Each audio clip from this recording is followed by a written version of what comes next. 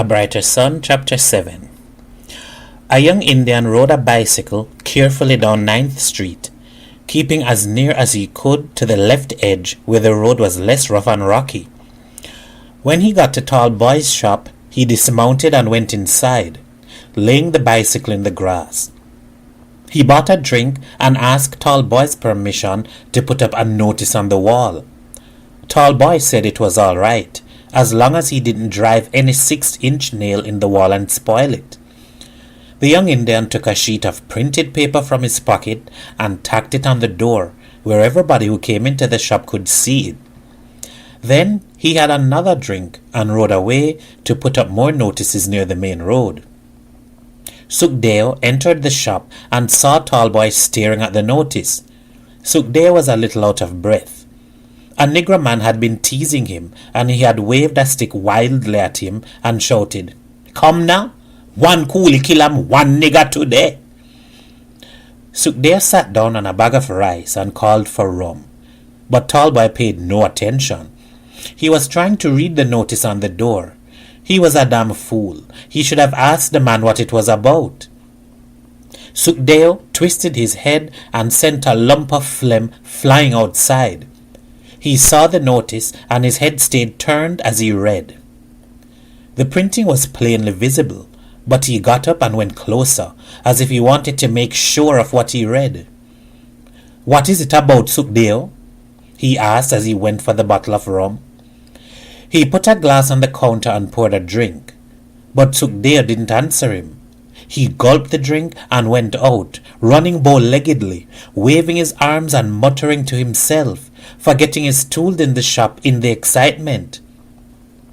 The sun threw his shadow long and grotesque before him, and he chased it to the gardens. "Don't worry, plant a many more thing. Don't plant anything more," he shouted to Tiger, using up the rest of his breath and almost gasping. "All we have to leave the land." Tiger dropped his hoe and followed him. "What you mean? Explain yourself, good man." He held on to Sukdeo's arm. "Everybody come this side and hear this," Sukhdeo shouted, standing up and breathing deeply. "Everybody come! Rajnath, Sampat, Dean, Boise, all come! Big thing happening! We have to leave the land!" The farmers grouped about him, wiping their faces in their shirts, and Boise said, "What you mean? Where you get that news from?" Sukhdeo began talking to himself. "It's nearly 20 years at this side of Barataria and nothing ever happened. Life going good. Now is trouble. Everybody move on. What we go do? Which part we go?" "Look, man, where you get this news from?" Tiger asserted himself and shook Sukhdeo by his shoulders. "In Tall Boy's shop." Sukhdeo became excited again and trembled. "A big notice up that side. All coolie clear out a garden. American coming to build road here." "I don't understand this man at all," Dean said. "He must be drunk. Let us go by the shop and read this notice ourselves." They walked together, afraid to take Sukhdeo seriously, wanting to believe it was all a joke, that the old man was making fun with them. But before they reached the shop, Tiger knew something big was going to happen. He could smell it in the wind, feel it in the sun. When they got to the shop, villagers were already crowding around the notice, talking excitedly.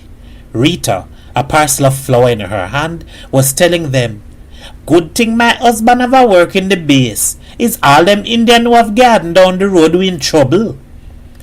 She saw Tiger and told him, "You learn to read in good time. Read what the notice say." The crowd quieted down, giving those whom the notice concerned a chance to read. "You plain scholar, Tiger," Dean said. "I don't understand good, and all our we can't read the notice good. Explain it to we now." Tiger read slowly to himself, taking his time over the big words, his lips moving soundlessly. It was something real big that was going to happen, like the wedding and the thing and the baby. He cleared his throat.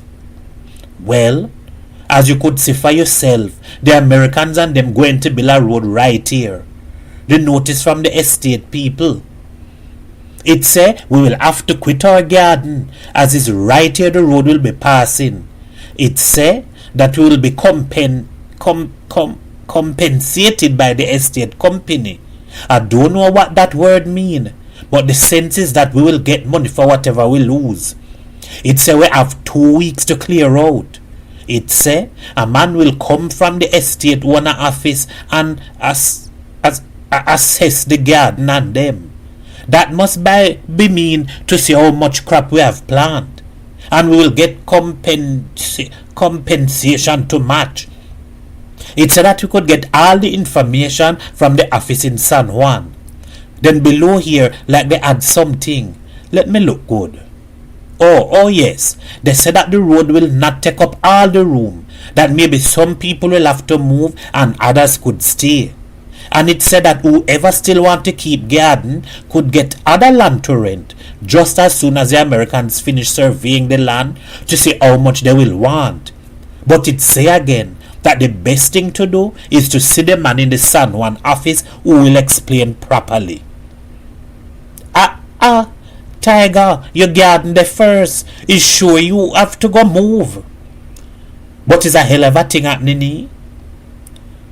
So they might get away as he garden back near the swamp. So what we're going to do? I still don't understand this business good. It looked like nobody was going to work again for the rest of the morning. Sukdeo was already having his third drink, and others were calling for more glasses with plenty ice. Rita, her hand loosely on her hip, listened to them arguing. "It's none of my business," she said, addressing Tiger in particular. "But all you too damn foolish. Why don't you don't go someone and find out what this thing is all about, and then decide what all you go do?" "That is a good idea, Rita," Tiger agreed, then turned to the rest. "What are you say?" "Well, you gonna, Tiger," Rajnuth urged. "Go on and find out everything and come back and tell we." Dean said, "Tiger is a damn fool. You better let somebody else go, somebody who responsible and could talk like man for we." Tiger wasn't hurt. He felt calm, because he had known something big was going to happen. This thing was affecting him personally. He said, "I don't care what all you do, but I know I'm going to find out for myself. I ain't going to let nothing happen to me again and I don't know why it happened." "You're right, boy. Tiger, you're right," Boise put in. "But it's no sense all are we going. One man could go and find out for everybody. You gonna? And when you come back, pass round by me and give me the lowdown. If I ain't home, meet me by the garden." "Well, it's to go right now," Tiger said. "No use waiting. I just running home to change my clothes." Tallboy leaned over the counter. All right. All waiting by could go home and stop jamming up the shop. £1/2 saltfish, £2 of flour, and leave my pot on the fire. Tallboy. Don't mind these people. Just give me half buckle cooking oil quick and mark it. You come over the barman and let Mary sell in the shop. We want some cold soda. How you cutting the ice so small?" Some went away, talking and arguing, wondering what was going to happen when the Americans came. Notices had been put up by the main road and in all the shops in the village, and everybody knew what was happening. Those who were not directly affected by the notice joked at the others, telling them they would have to take in washing and keep livestock. Tiger told Miller, "Something big happening. Ask Rita, she go tell you about it." And he ran out and caught a bus on the main road. It was about 3 o'clock when he came back, perspiring in the torrid afternoon heat. It was only then that he ate his lunch, telling Miller that the next day American surveyors were coming to mark off the course the road would take. Boise wasn't at home. Tiger found him in the shop with Sukdeo. Boise was drunk. He was telling Sukdeo that he could outdrink him any day, and that was a sure sign. The rest of the men had gone back to the comfort and security of their gardens to work as if nothing had happened. But the morning's news was on every lip. It was all they talked about, hoeing and cutlassing half-heartedly. The girls and the women got together in the shade. "Girl, how you would have liked to sleep with a Yankee man?" "You better don't let Rajnath hear you. He got cut off your head with cutlass." "I hear they does have money like fire and good cigarette.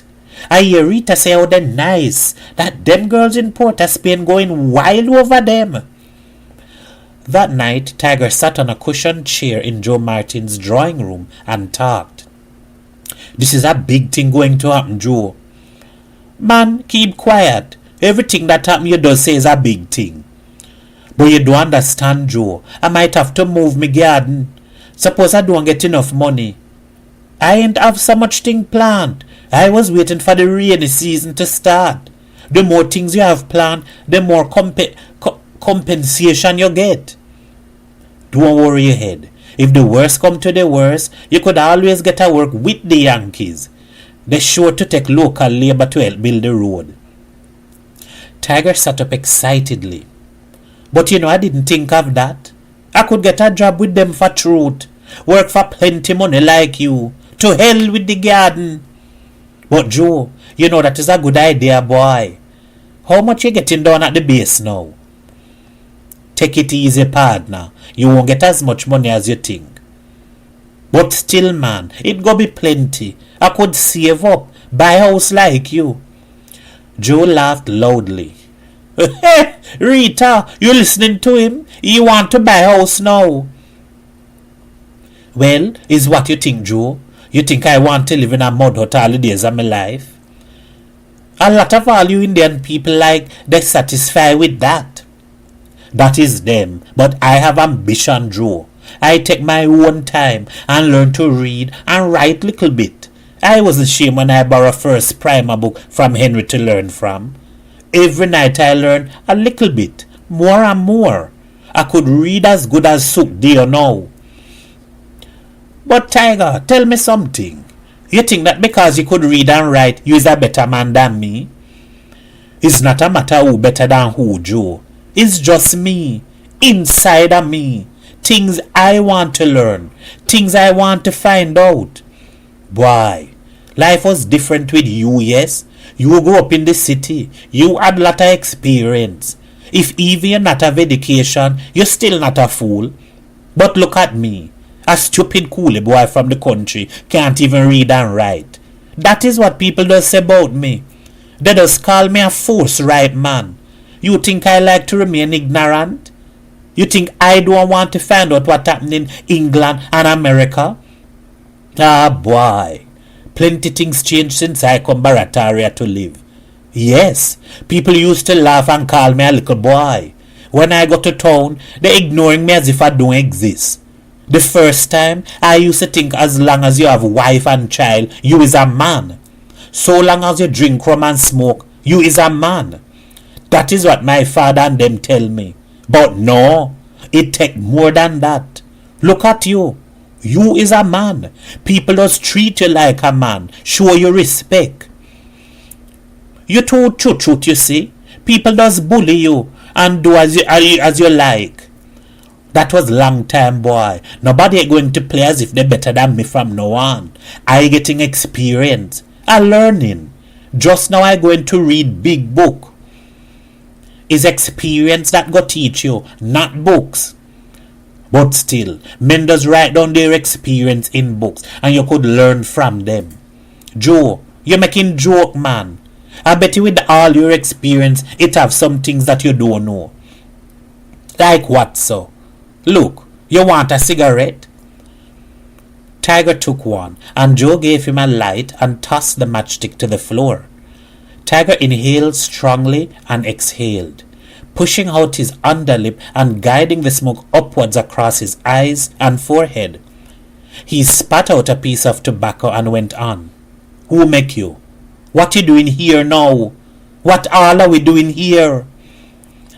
I don't understand you. That is a stupid question. You're talking and I sitting down here in the chair listening to you. Rita and Henry somewhere inside, and your wife must be sleeping. Other people must be minding other people's business as usual. Some gone theatre, some loafing about town, some sleeping. Is not so a mean man. You well know. I mean it in a different way. Like how everybody in the world come. And why they living. Like that. Joe laughed again. Why you want to find that out? Tiger looked surprised. But you don't want to find out too? You don't want to know why you living and other people and why it have sun and why trees does grow and how people does live in America and England and how... Who lucky? Joe said. Now listen to me, partner. All of that what you want to find out is a set of balls. That only for minister and teacher and mad people. Why you think that knowledge go help you? Boy, listen. It had a time when I did small. They sent me to school in Nelson Street. Alright? I learned ABC and how to count.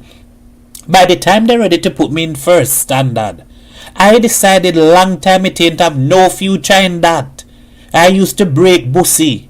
You know what that is? Tiger shook his head sadly. I never went to school.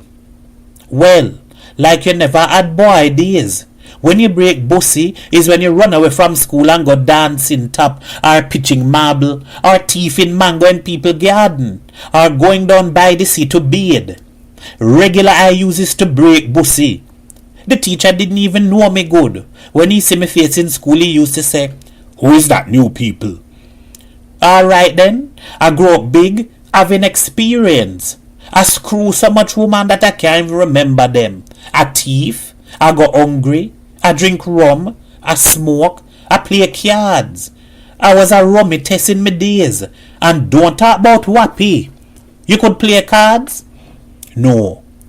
Well, look at that. If you could have play, I'll know so we could have be playing some steel rummy instead of talking balls. Anyway, all kind of thing happened to me. So I get a job with the Yankee. I meet Rita. She say, "Boy, I like you. Let you go and live together." That was the case. It's so you see me here today. My belly full.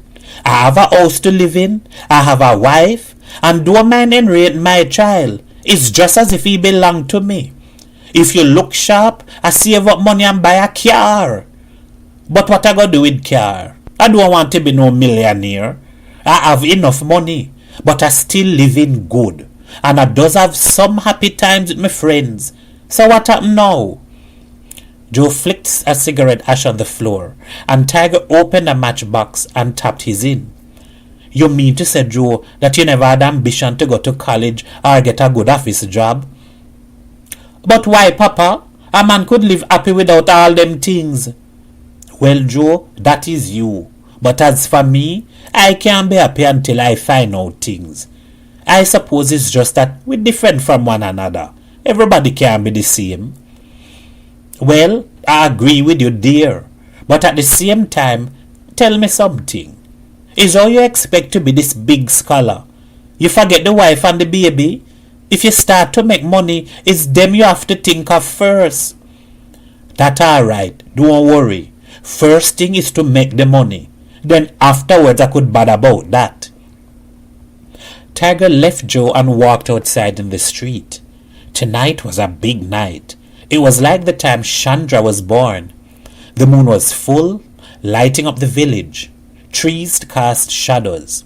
A late goods train rumbled and belched black smoke. It slowed as it traveled through the village, then surged on, and he could hear the grinding sound of the wheels grow fainter. He just felt like walking and letting the night wind hit him in the face. Boise and some other young men were sitting on a concrete culvert in 6th Street, trading smutty jokes. He didn't feel like it tonight. On the opposite side, 3 Negroes were beating softly on steel band instruments. He walked out to the main road and bought a roasted corn from a woman vendor.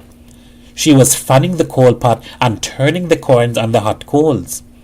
She charged him 6 cents, and he knew it was too much, There were good corn crops in the village. He was having some difficulty in getting a fair price for his, but he didn't argue. He munched the corn and walked down the main road towards 10th Avenue. The sky was like velvet.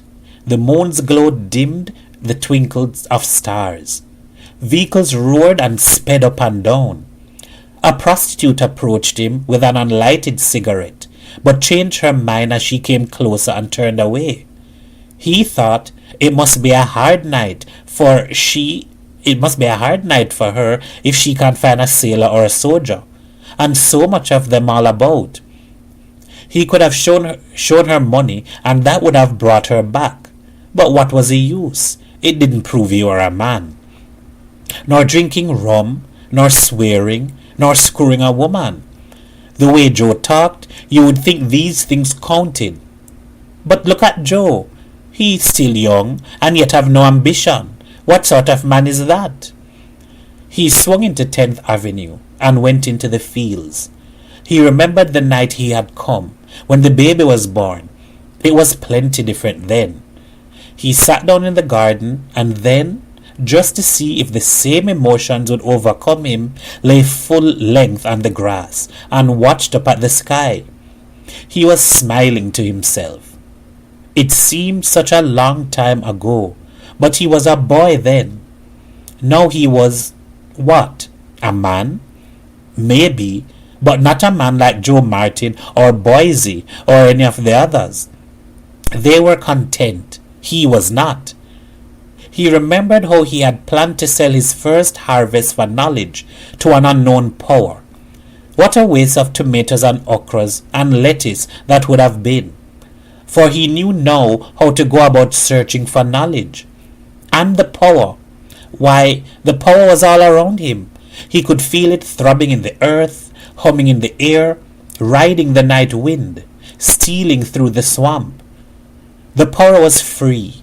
All you had to do was breathe it in, deep and full, until your chest felt like bursting, and glory in it, in the depth of the night, in the rustling trees, in the immense space between earth and sky. Sometimes, like now, I does think about if they have a God.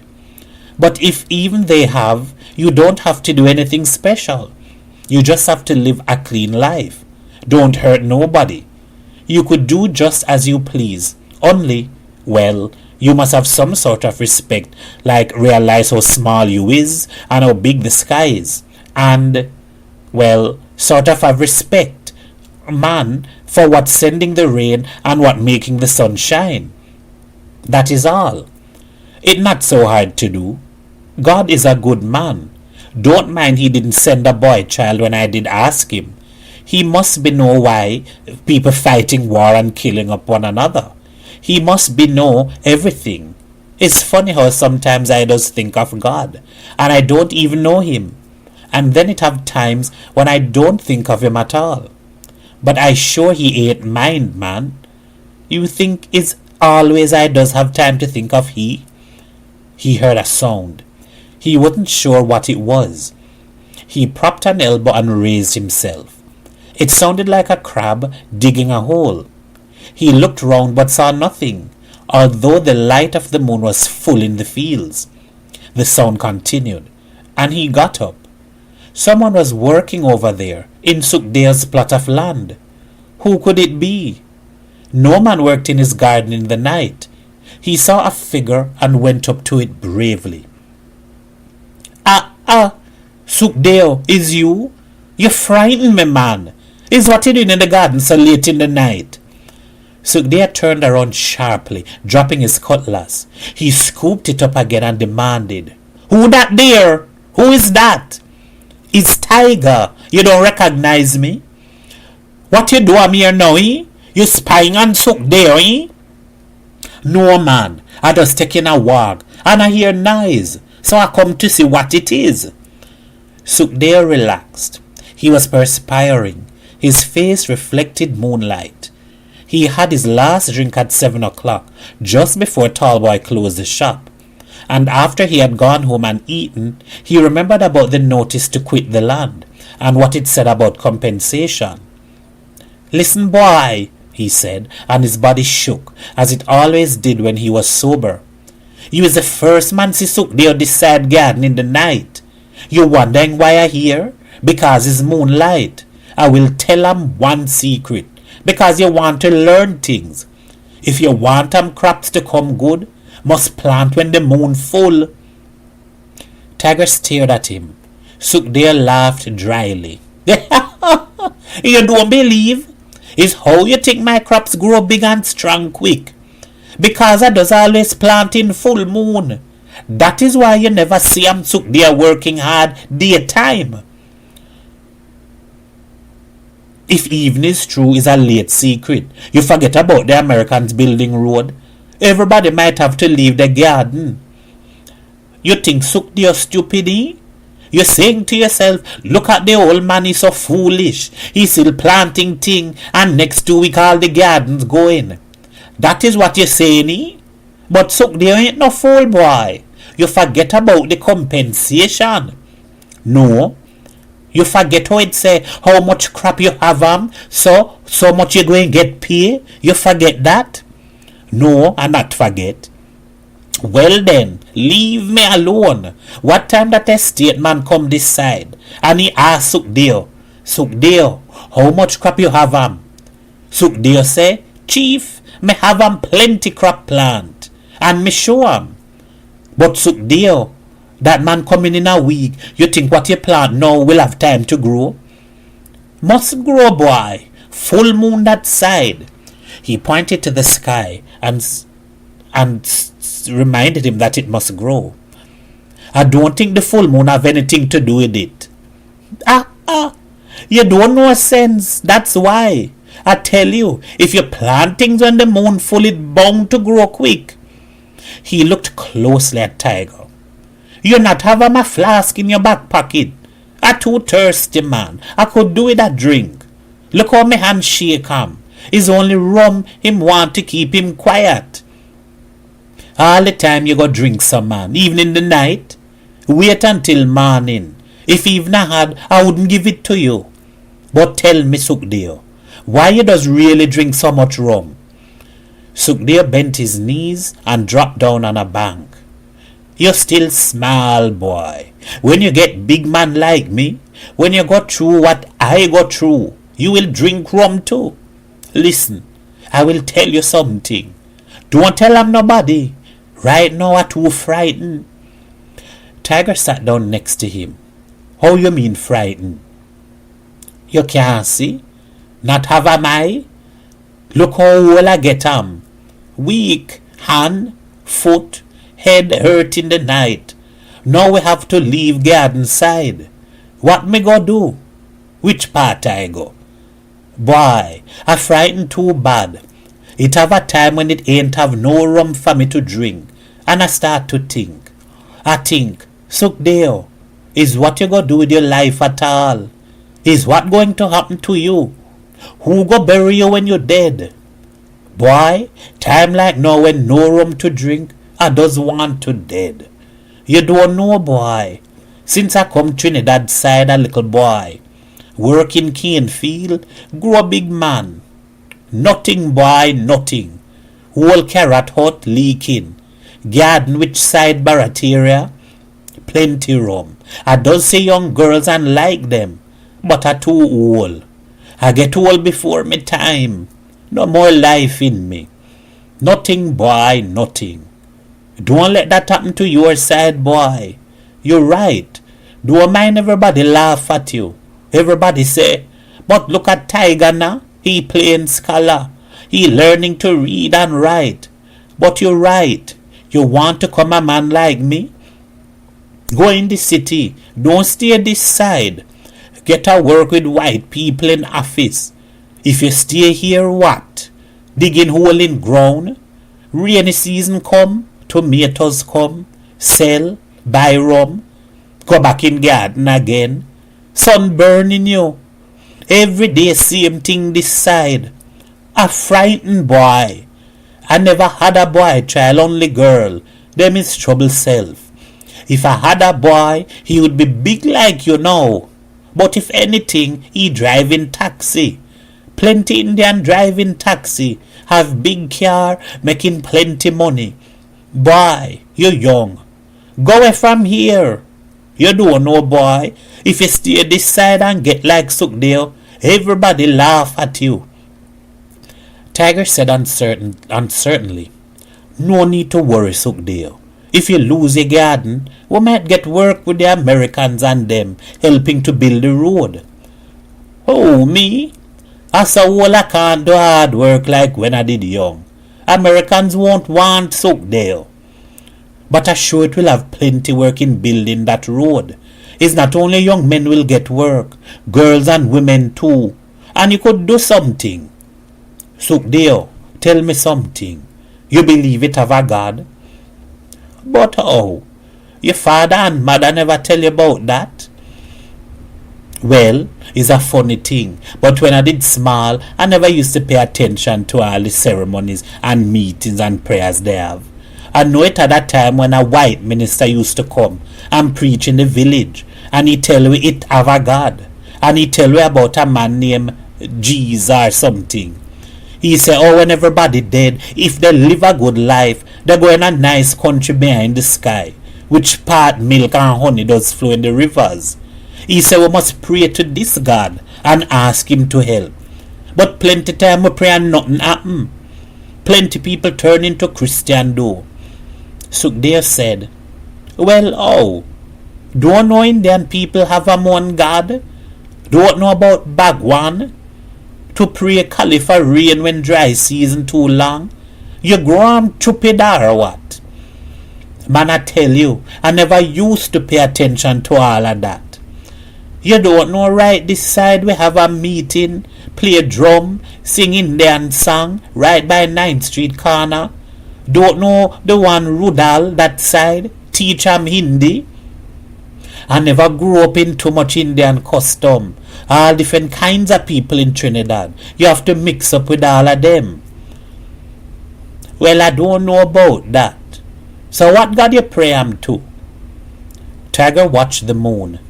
I don't know, but whenever big things happen, I just go out and look all about at the hills and the trees and the sky and them. And I just get a funny feeling as if strength come inside me. That must be God. I don't like this kind of talk. But why you afraid, Sukdeo? How you mean afraid? I just tell you, I old man, afraid when new things happen. You must have to believe in something. You must have to have something you just pray to. Look at me. I can't explain, but I just feel a power in the space all about. You don't feel anything now. Look at the moon and them stars and up on the hills. You don't think it have somebody who make them? Somebody who is a big man like a God. I tell you, me don't like this talk. Leave me alone to plant me seeds. Sukdeo got up and began digging holes in a line, working fast, muttering to himself, as if he had completely forgotten Tiger. A white cloud, pushed by a swift wind, moved under the moon and cast a brief shadow. Tiger walked away without another word. And Sukdeo, mindful of the compensation and fearful of the future, planted his seeds. The weather changed with tropical suddenness next day. The morning dawned cloudy, with a slight drizzle. Men went to work just as if nothing had happened. Towards mid-morning, the sun burst out of the clouds. By noon, it was overhead with a burning heat, and at 1 o'clock, a jeep was in San Juan in front of the estate office.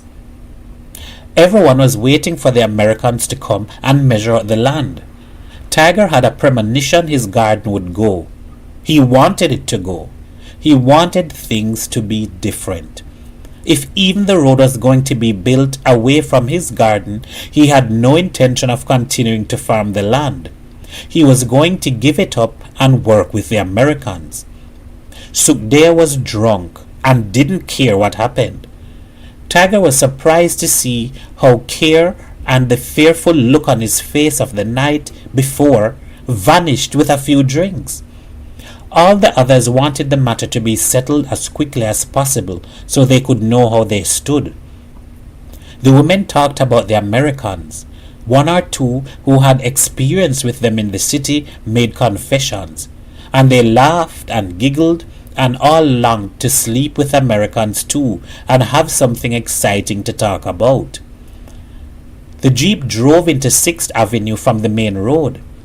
Bunsey, the Indian man from the office, sat in the back with 2 officers. 2 soldiers were in front. Bunsey had on a new suit and a Panama hat. It was the first time he had ever been on so important a job. He felt the importance and showed it. He smoked a Lucky Strike cigarette, which one of the officers had given him, and he leaned back in the jeep and surveyed what he could see of the village. He wanted the Indian people especially to see him sitting back there, at home with the 2 big white men. That is why he had suggested that they drive down 6th Avenue. They could have gone down the main road and entered the far end of the village. And when the people stared, his chest swelled. A Negro woman pushing a box cart, buying empty bottles, stopped and put her hands on her hips and said, "ABNE, but look at the school man now." Vendors whispered among themselves that the Americans had come. One of them hailed, "Good morning, Mr. Bunsey," though it was afternoon, and Bunsey turned his head slightly and frowned. He didn't want the officers to think he was friendly with these people dressed in torn clothing, selling vegetables by the roadside.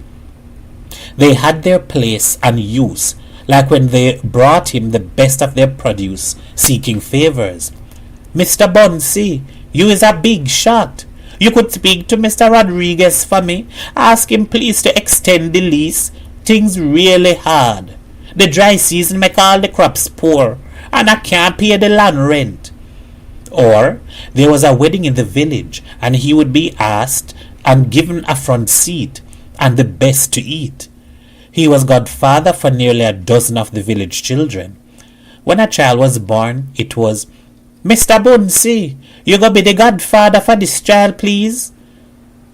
A godfather was supposed to assist in the bringing up of the child, but buy shoes and clothing and school books if the parents were too poor. Why the hell did they keep asking him? He had never done anything for any of the children, and they knew it. Yet they still came to him, because he was a big shot, because he was working for Mr. Rodriguez. They were proud to say, "You know who is godfather for this child? Is Mr. Bunsey. Yes." Like the Indians in Port of Spain, he was completely westernized and tolerated their ceremonies and feasts with a faint amusement. Perhaps after this job of assessing the gardens, he would get a rise and move into the city. He would speak to Mr. Rodriguez about it. He was in love with a Portuguese Indian girl who lived in Laventil. Like him, she was very modern. It was a joke with them when they talked about marrying. She would say, "Look, Carl, we getting married under bamboo, you know. No Indian wedding for we in no tent. It's the Roman Catholic Church in Port of Spain." That was a snag, because he would have to leave his own religion and become a Roman Catholic if he wanted to marry her. It was always a quarrel with his mother and father, who were staunch Hindus and disliked the girl, saying she was the cause of him forgetting the habits and customs of his own people. They didn't want the marriage at all. But when they said they wanted him to be happy, he pressed on that point and said he would be happy only if he married her. He would have done it regardless of what they said. But they were wealthy. His father had a shop and a big house in San Juan, and he was hoping for the gift of a house from him as a wedding present. So he argued and pleaded, and they were breaking down. If he could only get a rise from Mr. Rodriguez, he would tell him he was going to marry. Everything would go all right. The jeep bumped into 9th Street, and one of the officers said, "Holy smoke, these roads are like hell." Bunsey hastened to explain. Plans were underway for all the streets in the village to be asphalted, but there were great difficulties.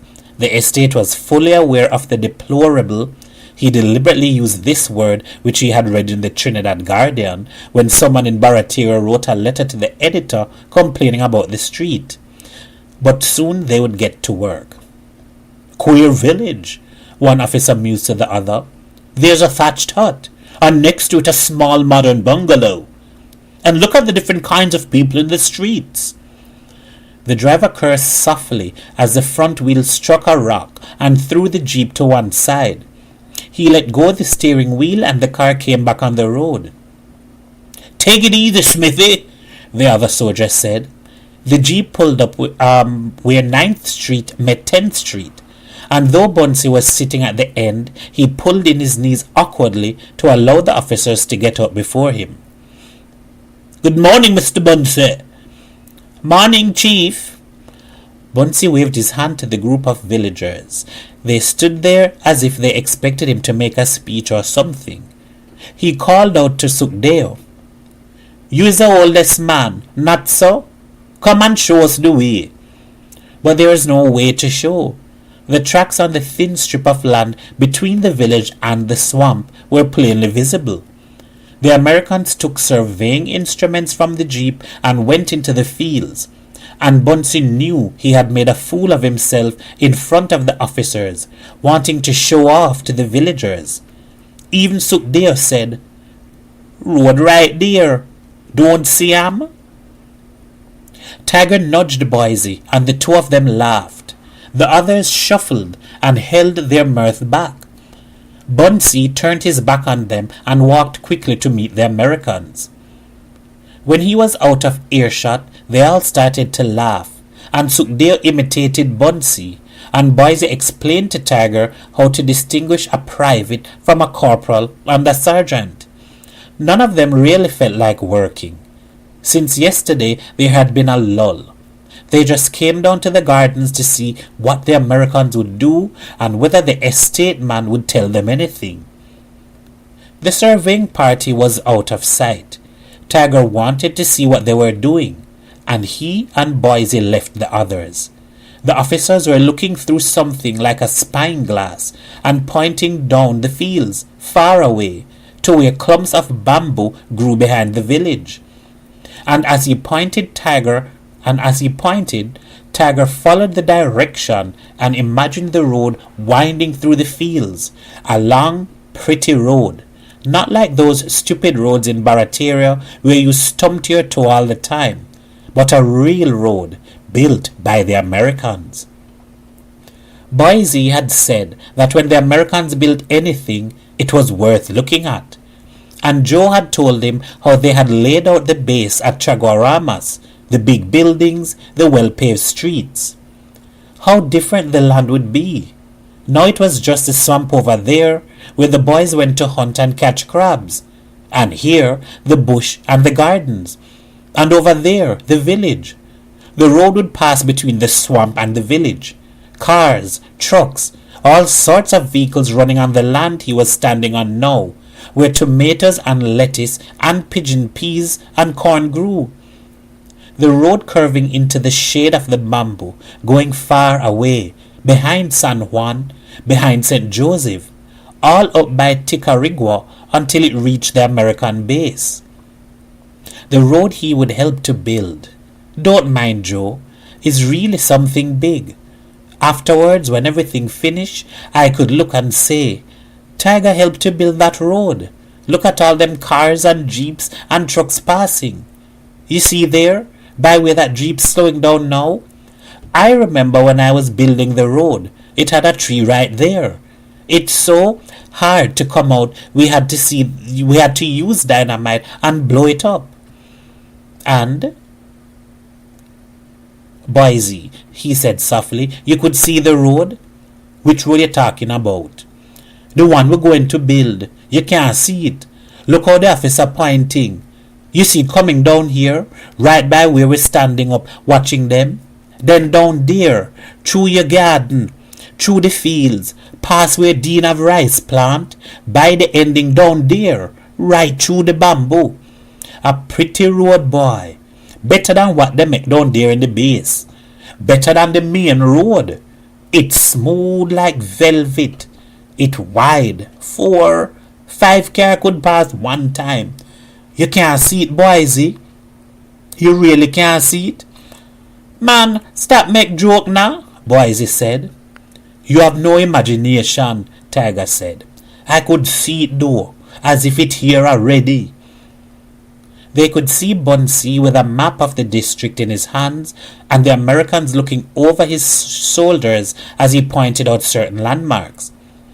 Tiger wanted to go nearer, but Boise said they could see everything from where they were. The soldiers drove pickets in the ground, and the officers talked to Bunsey, sweeping their hands over the area. They could see Bunsey nodding his head, agreeing to everything they said. After about half an hour, the party returned to the jeep. Sukhdeo was entertaining the villagers by sitting behind the wheel in the jeep and showing them how to drive it. He leaped out with surprising agility when he saw the Americans approaching, and lost himself quickly among the people in the back of the crowd. Bunsey addressed them. Who plot of land is that by the mango tree? Mine, chief, mine. Sukhdeo came to the front.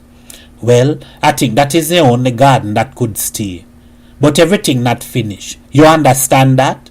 We only make a short survey. You will know all the details later on in the week. Tiger wasn't listening to Bunsey. He was looking at one of the officers who had a kind, tired face. He was making up his mind to talk to the officer. He worked himself up, swallowing hard. It was only one thing he wanted to find out. They couldn't do him a damn thing for asking a question. He moved out of the group and addressed the officer. Mr. Officer, when you all start to build the road, I could get a job with you, helping? The officer, already seated in the jeep, laughed. Well, son, I don't know about that. I won't be here, for one thing. But we could be employing civilians, wouldn't we, Frank?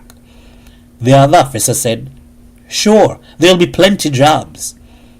Thank you, mister, Tiger said. The others looked as if he had done a startling thing, but he said to hell with them in his mind, because he had spoken to the officer and got a reply, and nothing had happened.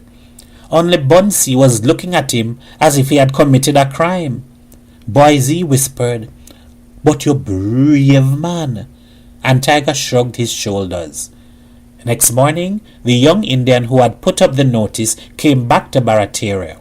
He dismounted in front of Tiger's hut. Hey, boy, he called out to Tiger, milking the cow under the rose mango tree. Your name Tiger? Tiger went up to him. Who you calling boy? You don't see I is big man. The estate clerk handed him a form without replying. He asked, Where is Rajnath living? In 10th Street. And which part boy is he living? By tall boy shop. And Dean? You think I is postman or what? I don't know, man. You might find all of them by the shop. He went inside and showed Urmila the form. You see, it's the same thing I tell you. My garden is one that have to go. But I will get a job with the Americans and work for plenty money. Later, he met Sukhdeo in the shop and said, You see, you didn't get any farm. You could stay, Sukhdeo, and keep your garden still. You don't have to move. A too glad boy. And the old man couldn't hide his relief. He sang an Indian song and offered Tiger a drink. Before they drank, Tiger said, Sukhdeo, I never thank you for helping me to learn to read. But you know I'm grateful. If it wasn't for you to help me, now still I would be learning in first primer book. He took the newspaper off the counter. Now I could read news for you. See if no news that side about American building road. Tiger glanced down the columns of the front page. But yes, he cried, look, something about it, man. Read it now. See what it say. It say, he stopped. He read the news quickly and threw the paper to one side. I don't see anything new, man. It's just what we know already. The rest of the week passed by quietly. The gardeners did odd jobs about their huts. Only Tiger went to the fields every morning. He wanted to impress the landscape on his mind. How the trees grew, how the drains near the rice fields ran, how each man had planted, because he knew it would all change, and he wanted to be able to remember how it was at first, before the roads were built. He went into every garden. He noticed that the seeds Sukhdeo had planted had sprouted. He smiled to himself. If rain fell over the weekend, by the time Bunsey came, they would be about 6 inches high. Dean didn't keep a clean garden. All that black sage bush should have been cut down, and those banks should have been higher in the rice field. He didn't care about his own garden. If even he didn't get any compensation, it would be all right, just as long as he got a job to help build the road. And when he went home, he thought about it, and he told Ermila, "You know what? I will write down everything what happened. How we had garden, and how the Americans come, and how we had to leave, and how they build the road." "Don't talk so loud, Tiger. You gonna wake up the baby." "To hell with the baby. I'm talking about the future and how we'll build a house to live in." "You don't care for a child again. Ever since you learning to read and write, you having big ideas. You're going to town. You like you don't care to stay home again. Like you don't care about anything." He used to lay there staring at the carrot roof and remembering his life. What Sukhdeo had told him. What if things went somehow wrong? If he got to be an old man like Sukhdeo, with a wife and a girl child, and an awful fear inside, the fear of having nothing in front or behind. He imagined the children in the village teasing him. "Tiger, Tiger, you old drunkard!" But he told himself fiercely that things just had to turn out right. In his sleep, he tossed and groaned and ground his teeth, and Ermila was afraid for the child. A kind of gloom settled on the village, seen and felt even in the brilliancy of the sun and the constancy of the wind. It was like a waste of sunny, seed-bursting days, for no one bothered now with farming the land, just waiting around for Mr. Bunsey to come and assess. Those who had livestock grazed the animals in the savannah. Dean investigated the possibilities of selling chickens and measured out the space of land at the back of his hut for putting up a fowl run. If they had to turn from the land, the only thing to do was to raise livestock. Everybody checked up on how many hens and cocks they had. Tallboy sold more chicken mash in that week than he had ever sold before. Even the middle-class people who worked in Port of Spain observed that the farmers were not behaving as usual. When Ermila made the round selling milk, they asked her about it, and she said they were just waiting to see what would happen. Bunsey came on the Tuesday morning, early, and the farmers went with him and counted their crops. He had a copybook and a pencil, and he marked down their names and told them offhand how much money he thought they would get. But everything had to be checked at the office. Only Boise and Tiger refrained from leasing fresh plots of land. All the others said they would continue to do garden work. The estate plan was to extend their plots backwards or forwards as the case happened to be, according to how much was used up in the making of the road. So that really it turned out that they did not have to move any great distance and would be able to see the building operations while working on the land. After compensation had been generously settled, they all thought the Americans would begin work at once. But days went by, and all that happened was another surveying party came and put down more pickets through the fields. So they waited, and Tiger began slowly and painfully to write down how they had a garden, but the Americans came and they had to move. He went to San Juan and into a store selling books and bought one about roads.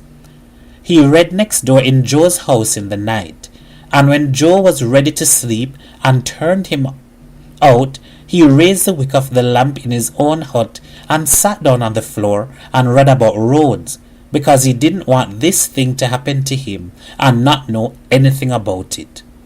End of chapter 7.